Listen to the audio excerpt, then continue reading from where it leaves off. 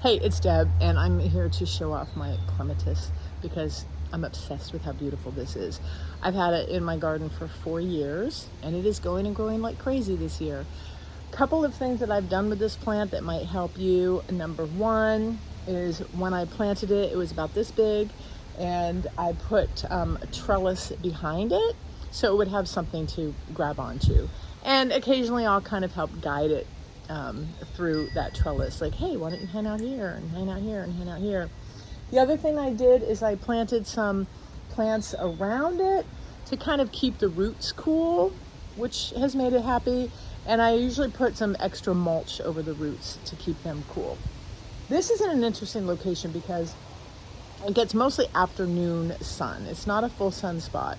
And you can see under the deck, there's less sun. So you can actually see how the flowers are growing more towards the sun, but it's working in this kind of part sun, part shade situation.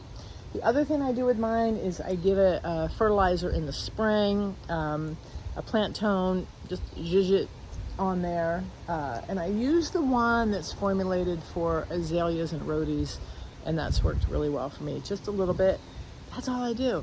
Now in the winter, late fall, this will die back, and in the winter all you have are branches. And every spring I panic because I think it's not coming back, it's dead, oh no. And then like overnight leaves start appearing on those branches, and this is what we have. So I'm going to end the video with kind of a close-up tour.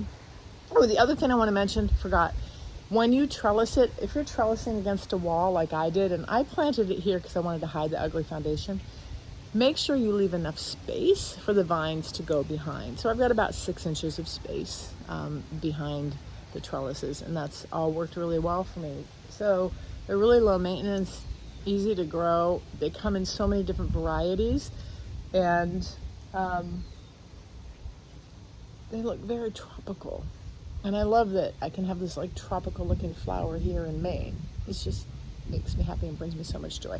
So let me give you a closer look, and thanks for hanging out with me in my Maine gardens. And if you enjoyed this little walkabout, please subscribe to the channel, and I'll bring you more. All right, let's go. All right, we'll get a little closer look here. And I am under the deck, you can see that. And as I mentioned, you can see how it is growing a little more towards the sun. I've got 2 trellises I put in there when I planted it, and enough space behind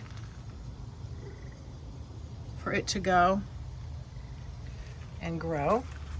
And so every now and then I'll come in and I'll be like, hey, maybe you should go back here, or maybe you should go up here, and kind of help it along. But yeah, like this one, I might want to bring this up a little bit, or not. But especially in the beginning, it's good to kind of guide it up. And you can see here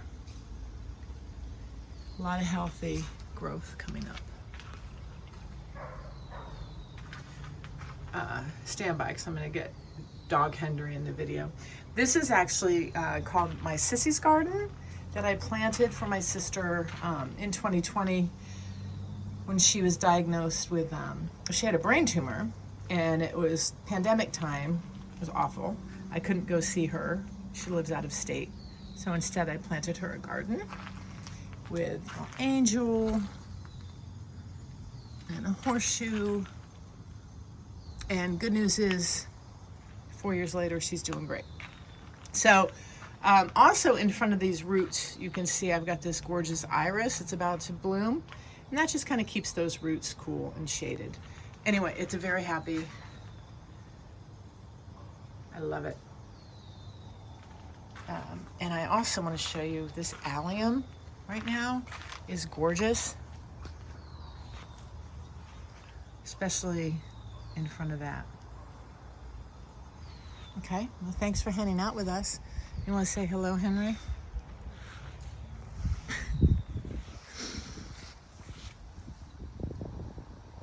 All right, that's about it. That's all you have to say for yourself. All done.